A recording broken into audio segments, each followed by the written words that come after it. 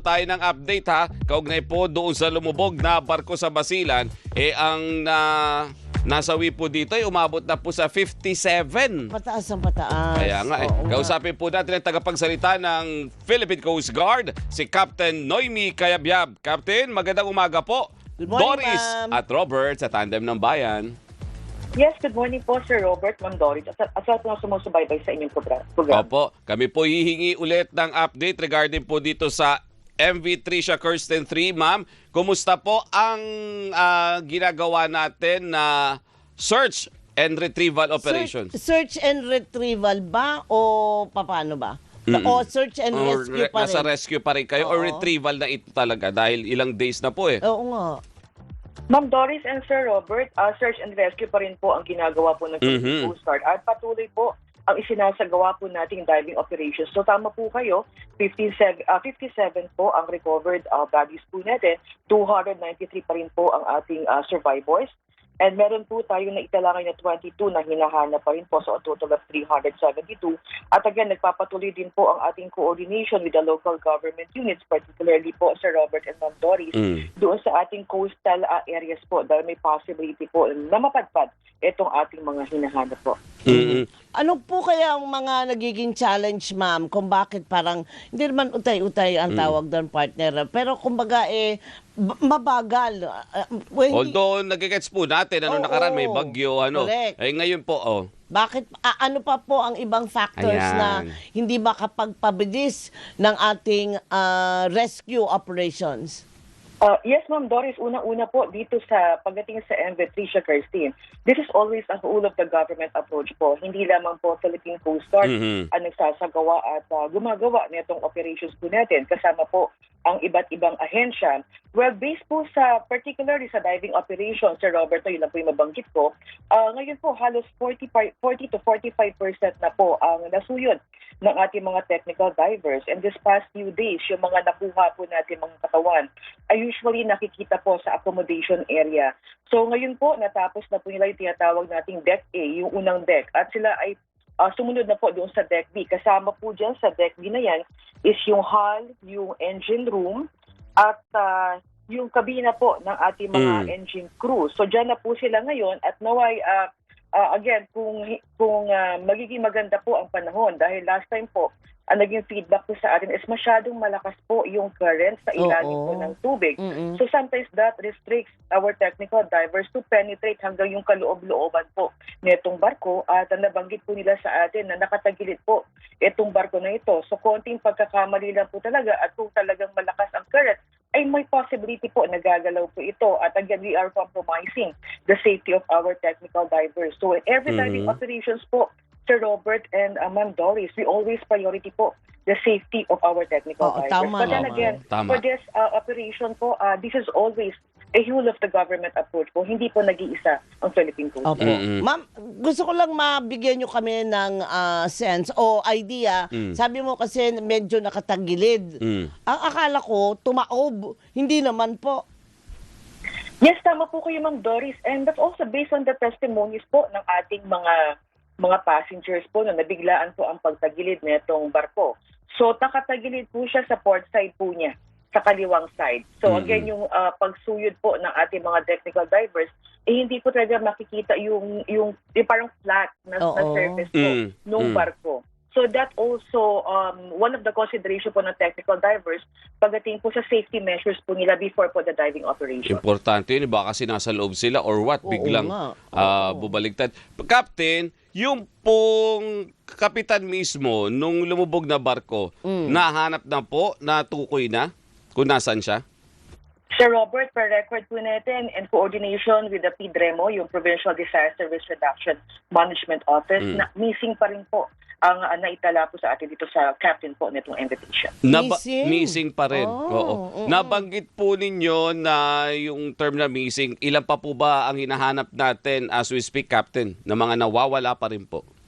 Yes, based po sa record natin, Sir Robert, 22 po. So itong 22, i-clarify lang din po natin yan, Sir Robert, kasi previously, yung sa mga nababanggit po nating mga informations, ay we couldn't determine, no? Kasi ito pong 22 is based on the data from the PNP SOCO. Ito po yung mga pamilya na nag-submit po ng DNA na accordingly nawawala po yung kanilang mga pamilya. Ito po rin po yung mga individual na wala po sa manifesto at yung Correct. nasa manifesto. Oo, So, kasi 22 in total po. Opo, kasi nung last week na nag-hearing partner captain sa Senate, doon sa manifesto, iba doon sa numero ng actual na sumakay. Kaya mahirap talagang i-conclude kung ilan talaga. Ang hirap so, depende ibangga, sa lulutang no? o pagbanggain yung dalawang information na yun. Correct, Yes, correct. Sir Robert. And if I may also mention, Sir Robert, ito pong 372 na na-mention ko po kaya, this is still alive data. So, ibig sabihin po, posible po ito magbago. Again, ongoing po ang ating diving operations. Medyo malaki po ang naitala po natin na pasahero, listahan ng pasahero na wala po sa manifesto. Oo. So, posibleng madagdagan itong numero na ito at naway wala na po talagang dagdag, no? Kasi again, in every information that we receive, the Philippine Coast Guard always acknowledge po yung mga statement po ng ating mga kababayan at Opo. mga pamilya po. So again, Opo. ito pong numero ay, ito po yung consolidated data from the PDREMO, the PNP SOCO, and the Coast Guard District Southwestern Mindanao. Opo, ma'am, hindi ko lang maintindihan, partner, ilang beses na po nangyari yan eh. At kumbaga ay nagiging normal na overcapacity o yung manifesto ay hindi tugma sa tamang, sa totoong mga pasahero. Bakit po hindi po napapalitan ito o tuluyan ng mawala? Nang sa ganun ay maiiwasan yung ganyang mga trahedya? Yes, tama po kayo, Ma'am Doris. Pero if I could also mention that maritime safety, it is always a shared responsibility po. Hindi lamang po yan ng Philippine Coast Guard, ng shipping company, and even kasama po dapat yung mga pasahero. So, nakakalungkot lang po no, na itong mga pangyayaring ito is naging insidente na rin po ng mga nakaraang taon. And again, itong hearing po na isinasagawa po ng Senate and even yung Congress would be an eye-opener po sa lahat din po ng mga stakeholders ng pagdating po sa maritime safety. And the Philippine Coast Guard naman po ay, again, we acknowledge all those information and even po yung mga feedbacks kasi that's the reason why the Philippine Coast Guard exists naman po, Sir Robert, in service of the people. So ano man po ang ikagaganda ng ating sistema ngayon sa kabuuan, hindi lamang po ng Philippine Coast Guard ay again, we will be acknowledging at magiging part po yan ng mga reviews and update po ng ating po mga polisiya. Ayan, Captain, nabanggit po ninyo na ang status pa rin natin ay nasa search and rescue.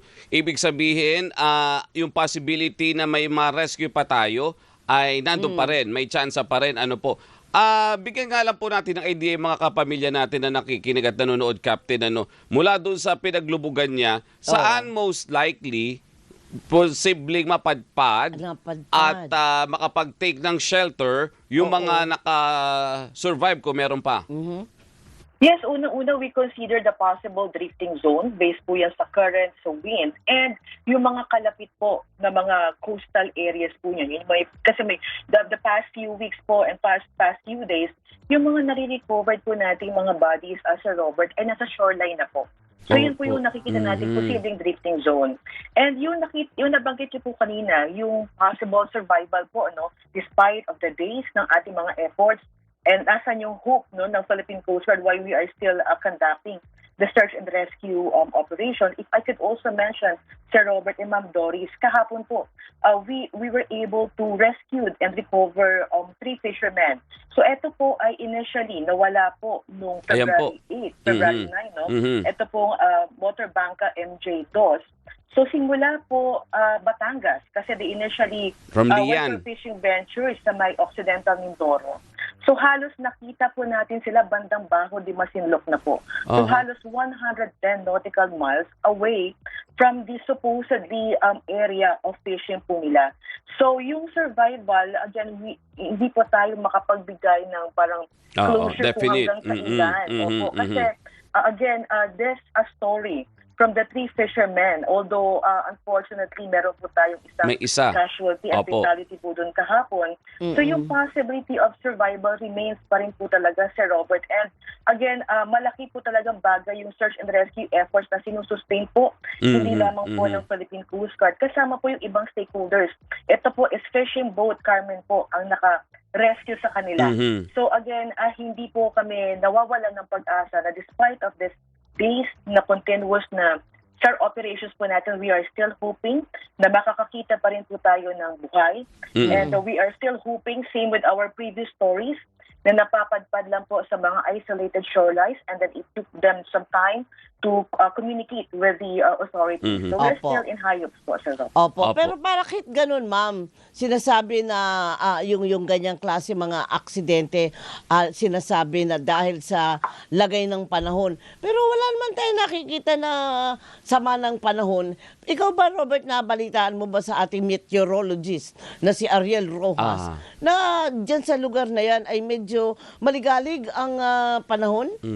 Ma'am? Well, kasama po yan sa investigation, and even it was mentioned, Ma'am Doris po doon sa Congress inquiry po natin. So again, I couldn't give a conclusive statement, Ma'am Doris, what's the reason behind this incident.